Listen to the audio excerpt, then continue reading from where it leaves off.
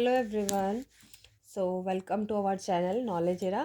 सो हम टॉपिक कर रहे थे, लास्ट वीडियो में हमने डिस्कस किया था differential equations with variable separable. So इसमें हम क्वेश्चन नंबर 15 तक सॉल्व कर चुके थे। अब हम क्वेश्चन नंबर 16 करेंगे। ओके, सो हमें क्वेश्चन क्या गिवन है, for the differential equations x y d y by d x equals to x plus two y plus two, find the solution curve passing through the point 1 minus 1 comma minus 1। तो हमें क्या equation given है, x y equals to d y by d x equals to x plus two y plus two. तो हमारा जैसे कि topic है differential equations with variable separable. तो हमारा पता हमें इंटीग्रेशन का, इसमें इंटीग्रेशन होना है। तो सबसे पहले हमें क्या करना है, वेरिएबल सेपरेट करने हैं। वाई वाले टर्म्स एक साथ ले लेंगे, एक्स वाले एक साथ ले लेंगे। इक्वेशन गिवन थी x y d y by d x equals to x plus two y plus two.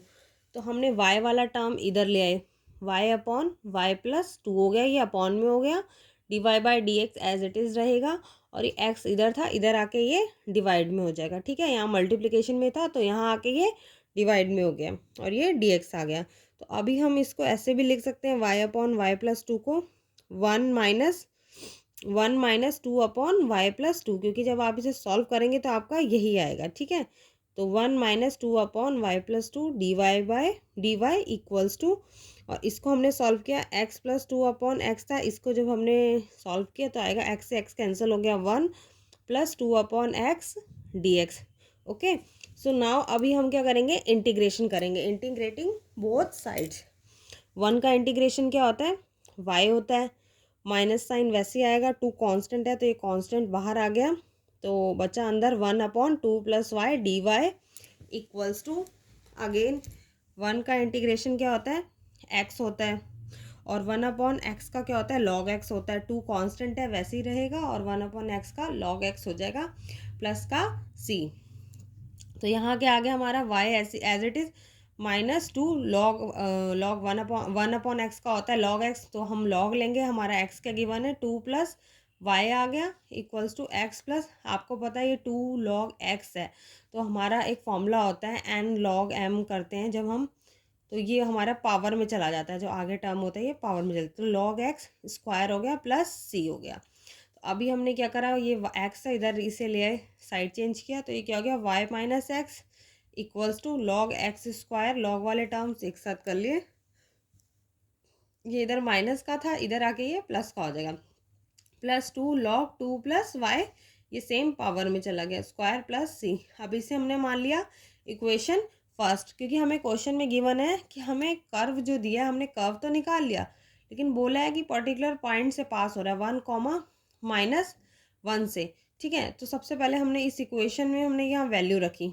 तो क्या आया, y minus x equals to log x square plus log two plus Y square plus c. तो यहाँ से हम constant की value, सी की value निकाल लेंगे, एक्स और वाई की वैल्यू रख दी है, पॉइंट्स जो हमें गिवन है, एक्स के प्लेस पे 1 आएगा, वाई के प्लेस पे -1, तो यहाँ वाई था तो -1 आ गया, एक्स की जगह 1 रखा, ये सी इधर ले आए, माइनस का हो गया, log 1 plus two log 2 plus -1 का होल स्क्वायर आ गया। ठीक है, तो अभी हमारा आ जाएगा -2 हो गया, यहाँ पे minus c equals to log 1 plus two log 2 minus 1 का होल स्क्वायर, लॉग 1 की वैल्यू हमारी कितनी होती है, 0 होती है, तो यहाँ से हमें इसे सॉल्व किया, -2 minus c equals to 0 plus log 1, तो सी इक्वल्स टू क्या आ गया हमारा, लॉग 1 0 होता है, अगेन ये 0 हो जाएगा, ये इधर था 2। ठीक है, तो ये इधर आके ये प्लस का हो जाएगा, प्लस का होगा, बट ये सी माइनस का, तो ये फिर माइनस का ही आएगा, तो हमें सी की वैल्यू मिल गई -2। अब अगेन हम फ्रॉम इक्वेशन 1 में जाएंगे, तो हम वहाँ पे वैल्यू पुट कर देंगे। इक्वेशन फर्स्ट कहती है हमें Y minus X log x square plus log 2 plus Y square plus C था, सी की वैल्यू कितनी है, -2 गिवन है हमें मिली है, तो y, और अगर हम इधर ले आएंगे c को तो ये प्लस का हो जाएगा, y minus x plus two equals to log x square plus log 2 plus y का होल स्क्वायर। ये हमारी फाइनल डिफरेंशियल इक्वेशन आ गई, जो कि कर्व जो हमारे पॉइंट 1 कॉमा -1 से पास आउट हो रही है। Okay, so the next question next question solve करते हैं। तो हमारा क्वेश्चन है find the equation of a curve passing through the point 0, -2 passing through the point 0, -2 given that at any point x y on the curve the product of the slope of its tangent any y coordinate of the point is equal to the x coordinate of the point। तो आपको question देख के confuse नहीं होना कि questions कैसे करेंगे, उसमें मेन पॉइंट को पकड़ना है। आप ये देखो यहाँ पे लिखा है the product of the slope. Slope क्या होती है हमारी, dy बाई डी एक्स होती है, हमें पता है।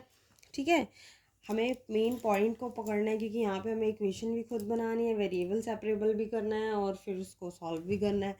तो कंफ्यूज नहीं होना है। हमने सबसे पहले पॉइंट पकड़ा the product of the slope of its tangent any y coordinate, मतलब कि slope means d y by d x और y coordinates means y d y by d x, मतलब इन दोनों का प्रोडक्ट जो है वो इक्वल है एक्स कोऑर्डिनेट के, इक्वल्स टू एक्स। हमने क्वेश्चन से अपना पॉइंट पकड़ा। ठीक है, अब हम क्या करेंगे, वेरिएबल सेपरेबल कर देंगे, वाई वाले टर्म्स एक साथ, एक्स वाले एक साथ। Y d y by equals to x d x आ गया। तो अभी हमने क्या करा, इंटीग्रेशन करेंगे, इंटीग्रेटिंग बोथ साइड्स। अब आपको पता है y का इंटीग्रेशन क्या होता है, y का क्या होगा, तो y d y equals to x d x है। आप इंटीग्रेशन कर रहे हो, इंटीग्रेटिंग बोथ साइड्स, y का हो जाएगा y square upon 2 equals to x square upon, x का हो जाएगा एक्स स्क्वायर अपॉन 2 और कांस्टेंट एक हमारा आता ही है। तो अब ये x को हम इधर ले आए, y square upon 2 minus x square upon 2 equals to c आ गया। अब हमने इसको एलसीएम लिया तो क्या आ जाएगा, y square minus x square equals to 2c। तो हमने वहाँ पे उसे इक्वेशन फर्स्ट माना उसको। तो अभी हमें पॉइंट यहाँ पे गिवन था 0, -2 से पास आउट हो रहा है, तो x के प्लेस पे 0 रखेंगे, y के प्लेस पे -2। तो हमारी इक्वेशन थी y minus y square minus x square equals to c. तो इसे सॉल्व किया, यहाँ से c की वैल्यू हमें मिल गई 4 और हमारी इक्वेशन फर्स्ट थी y square minus x square equals to 4। हमने वैल्यू पुट करी c की अगेन इक्वेशन फर्स्ट में, तो हमें रिक्वायर्ड इक्वेशन ऑफ कर्व मिल गई। ये क्वेश्चन ईजी है, इतने टफ नहीं है, बस आपको इसको सॉल्व करना है, तो उसके लिए क्वेश्चन को समझना होगा। ठीक है, अब नेक्स्ट क्वेश्चन है at any point x y of a curve the slope of the tangent is twice. Question में पॉइंट को पकड़ो, the slope of the tangent is twice the slope of the line segment joining the point of contact to the point -4, -3. Find the equation of the curve given that it passes through -2, 1। So हमें question में क्या given है, it is given that xy is the point of contact of the curve and its tangent। ठीक है, हमें given है xy है जो कॉन्टेक्ट ऑफ कर्व है एंड टेंजेंट। तो हमें पता है स्लोप हमने मानी m1 मानी लाइन सेगमेंट की जो कि ज्वाइन कर रही है xy से -4, -3 पॉइंट पे। ठीक है, तो हमें पता है फॉर्मूला होता है y क्या हो जाएगा, y naught minus y one upon x naught minus x one, y minus ये प्लस का 3 आ जाएगा अपॉन एक्स प्लस 3। अब स्लोप क्या होती है हमारी, डी वाई बाय, स्लोप होती है d y by d x. तो हमें क्वेश्चन में क्या गिवन है, m2 जो है वो डबल है 2m1 का, तो m2 हमारी क्या है d y by d x और m1 क्या है अभी हमने निकाली y+3 x+4, यहाँ 2 आ गया। ठीक है, अब हम सेम प्रोसेस करेंगे, y वाले टर्म्स एक साथ, x वाले एक साथ। ठीक है, तो d y by d x equals to 2y+3 x+4 आया। तो ये y वाला टर्म इधर आ गया, डी वाई अपॉन y+3 हो गया, 2 as it is, d x ऊपर चला गया, x अपॉन x+4। तो अभी हम इंटीग्रेशन करेंगे दोनों साइड, 1/x का होता है log x, तो log y+3 equals to 2 as it is log x+4, log c constant आ गया, log y+3 equals to log x log c। आपको पता है log m plus log n का फॉर्मूला क्या होता है, log m plus n equals to होता है log mn। तो यहाँ पे हमने देखा, पहले तो हमें पता है कि n log m है, तो हम इसको कर सकते हैं log m की पावर n, ये भी फॉर्मूला होता है। तो हमने log mn किया, log c x+4 और ये पावर में चला गया, फिर log हमने कैंसिल आउट कर दिया, y+3 c x+4 का होल स्क्वायर आया। इसे हमने इक्वेशन फर्स्ट मान लिया। So this is the general equation of the curve it passes through. हमें जनरल इक्वेशन तो मिल गई, बट अब अभी हम कहेंगे जिस पॉइंट से पास हो रही है -2, 1 से, ठीक है। -2, 1 से पास हो रही है तो हमने वैल्यूज रखी, एक्स के प्लेस पे -2, वाई के प्लेस पे 1, 1+3 c, और ये -2+4 का होल स्क्वायर आया, 4 इक्वल्स टू c, और ये सॉल्व करा स्क्वायर आया, c equals to 1, y+3 equals to, अब हमने ये वैल्यू हमने सी की उसमें रख दी इक्वेशन फर्स्ट में, y+3 इक्वल्स टू x+4 का होल स्क्वायर, ये क्या हो गई हमारी रिक्वायर्ड इक्वेशन। तो अब नेक्स्ट क्वेश्चन है हमारा, क्वेश्चन ईजी है, बस आपको इसको थोड़ा सा ध्यान से करने की नीड है। अब इसमें देखो आपको गिवन है, the volume of a spherical balloon being inflated changes at a constant rate if initially its radius is 3 units, ठीक है, and after 3 seconds it's 6 units, find the radius of the balloon after 30 seconds. आपको question को समझना है, volume दिया है किसी spherical balloon का, स्फेरिकल बैलून है, ठीक है, स्टार्टिंग एक कांस्टेंट रेट से चेंजेस हो रहे हैं उसमें, स्टार्टिंग में उसकी जो इनिशियल रेडियस है वो 3 यूनिट्स है, 3 सेकेंड बाद उसकी यूनिट्स, जो 3 सेकेंड्स बाद जो है उसकी रेडियस 6 यूनिट हो जाती है।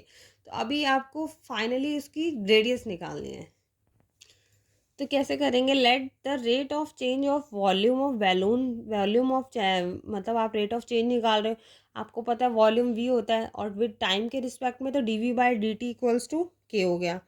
अब वॉल्यूम ऑफ स्फेयर क्या होता है, 4/3 πr3, फॉर्मूला रख दिया, k एज इट इज आ गया, 4/3 कांस्टेंट बाहर चला गया, पाई एज इट इज t की रिस्पेक्ट में हो रहा है, 3r² हो गया, dr/dt इक्वल्स टू k, ठीक है, 3 से 3 cancel, 4πr² dr² equals to k dt आ गया।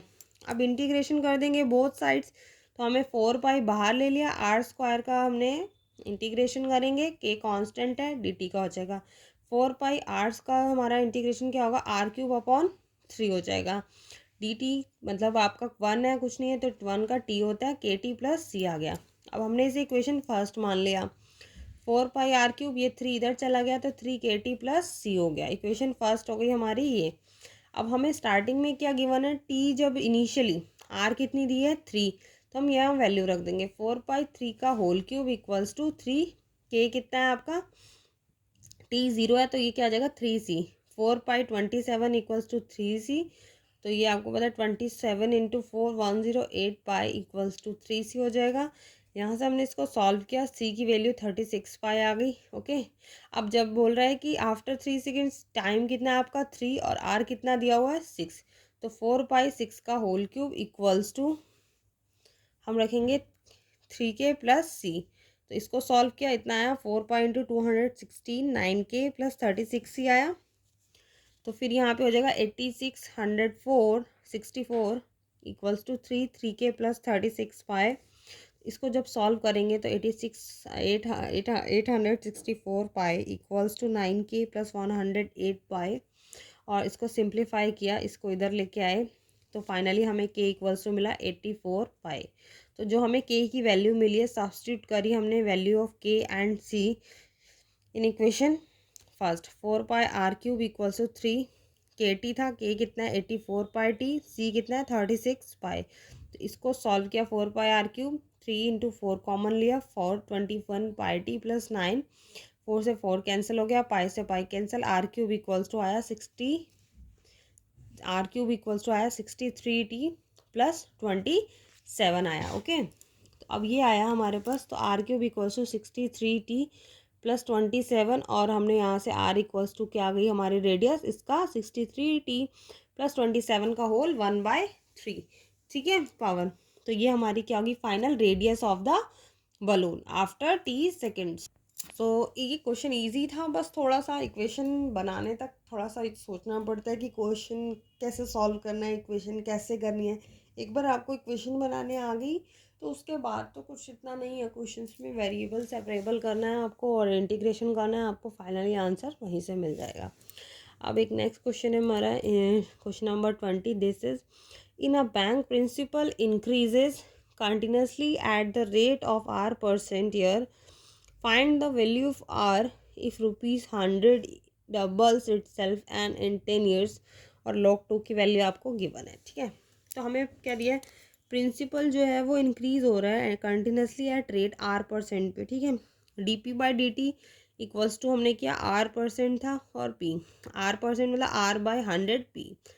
और यहाँ से आप वेरिएबल्स अप्लीपल कर दोगे, dp अपॉन p हो जाएगा ये R/100 और ये dt इधर चला गया। आप इंटीग्रेशन करेंगे सिंपली, 1/p का log p हो गया, R/100 एज इट इज़ रहा, dt मतलब 1 है यहाँ पे, तो इसका t हो गया प्लस k आ गया। Okay, log p equals to RT/100 plus k आ गया। अब आपको पता है यहाँ से आप log हटाओगे p इक्वल्स टू, तो ये क्या हो जाएगा, e की पावर RT/100 प्लस k। ये हमने इक्वेशन फर्स्ट मान ली। अभी हमसे बोला गया है कि it is given that t equals to, जब जीरो है स्टार्टिंग में, p कितना है अपने आपका 100%, ठीक है, 100 है, तो यहाँ पे वैल्यूज पुट करी तो आ गया 100 इक्वल्स टू e की पावर k, इक्वेशन 2 मान ली। अब हमसे बोला है क्वेश्चन में कि 10 ईयर्स लेटर जो है वो प्रिंसिपल डबल हो जाता है, मतलब t 10 है तो p कितना हो गया 200, तो p equals to 200 equals to e r 10 by, ये हमने सॉल्व किया, RT/100 था, t कितना है 10 ईयर्स और ये 100 प्लस k कैंसिल हुआ, तो e की पावर R/10 आ गई, e की पावर k इन, ये 200 था, 200 इक्वल्स टू e की पावर R/10 इंटू, क्योंकि e है पावर प्लस में दे रखी है, आपको पता है, आप इसे ब्रेक करके भी लिख सकते हो, e की power R/100 plus e into e की पावर k, ठीक है। अभी हमने सॉल्व किया था तो हमें e की पावर इक्वेशन 2 जो है हमारी, हमें दिख रहा है यहाँ पे e की पावर k इक्वल्स टू कितना वैल्यू है 100, तो हम यहाँ वैल्यू पुट कर देंगे, 200 इक्वल्स टू e की पावर R/10 इंटू e की पावर k कितना है 100 आ गया, तो ये कैंसिल हुआ, 2 आ गया, तो हमने यहाँ पे आ गया हमारा log 2 इक्वल्स टू R/100। और हमें क्वेश्चन में गिवन है log 2 इक्वल्स टू 0.6931, तो R/100 इक्वल्स टू log 2, तो log 2 की वैल्यू रखी 0.6931, ठीक है, और फिर ये 10 इधर मल्टीप्लाई हो गया तो क्या होगी 6.931%, आर हमारा कितना आ गया 6.931%। Okay, I hope you understand this question. Question easy हैं, बस थोड़ा सा ध्यान देने की ज़रूरत है। नेक्स्ट क्वेश्चन है हमारा, in a bank principal increases continuously at the rate of 5% year, ठीक है, प्रिंसिपल इंक्रीज हो रहा है कंटिन्यूसली 5% पर ईयर पे, एंड अमाउंट कितना है 1000 deposit with its bank, how much it will be worth after 10 years, पूछा है कितना वर्थ हो जाएगा। ओके, तो प्रिंसिपल चेंज हो रहा है विद रिस्पेक्ट टू टाइम, तो dp/dt और r कितना दे रखा है आपको, परसेंट 5%, 5/100 p आ गया। अगेन ये p इधर आ जाएगा, dp/dt इक्वल्स टू, ये कैंसिल करोगे 5 से 1/20 आया, p/20, p इधर अपॉन में आ जाएगा, dt इधर चला जाएगा, dp/p dt/20। अब आप इंटीग्रेशन करोगे इसका तो आप देखोगे कि dp/p इक्वल्स टू 1/20 कॉन्स्टेंट ले लिया अलग से, और ये dt आ गया, ठीक है, तो 1/p का log p हो गया, 1/20 as it is, t dt था तो t आ गया प्लस c। अब यहाँ पे p या log हटेगा तो ये e की पावर में चला जाएगा, ठीक है, और यहाँ पे गिवन है, इसे इक्वेशन फर्स्ट माना हमने, तो when t equals to 0 p equals to 1000, तो p इक्वल्स टू 1000 दिया है, और ये e की पावर c को हमने यहाँ से सॉल्व करा, t जब 0 है, स्टार्टिंग में p कितना है, प्रिंसिपल कितना है 1000, तो ये 1000 इक्वल्स टू e की पावर c आ गई वैल्यू, इक्वेशन 2 मान ली। अब बोला है आफ्टर 10 ईयर्स, तो t की प्रिंसिपल इक्वल्स टू e की पावर t/20 है, तो t के प्लेस पे 10 रखोगे और अपॉन 20 इंटू e की पावर c, तो इसे सॉल्व करेंगे e की पावर 0.5 इंटू e की पावर c आ जाएगा। ओके, e की पावर 0.5 आया इंटू e की पावर c, और प्रिंसिपल ये आ गया हमारा यहाँ पे सॉल्व करके 1.648 इंटू 1000, ठीक है, तो p कितना आ गया हमारा 1.1648।